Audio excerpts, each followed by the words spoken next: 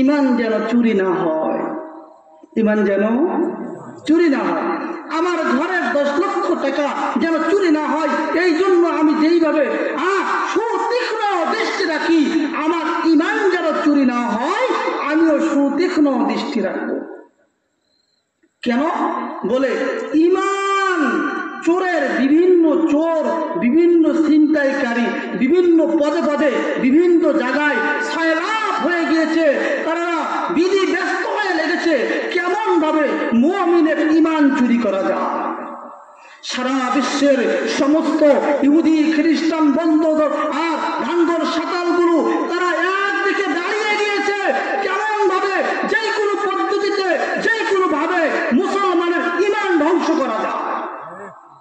বৌদ্ধ বলেন, সাঁতার বলেন, খ্রিস্টান বলেন আর ভাঙ্গর বলেন, মুসলমান বাদ দিয়ে পৃথিবীর জগতে যত ধর্ম অবলম্বী আছে, তিনারা এই দিকে এক হাতে হাত রেখে তারা মুসলমানের ইমানকে ধ্বংস করার জন্য এক কাতারে দাঁড়িয়ে গিয়েছে।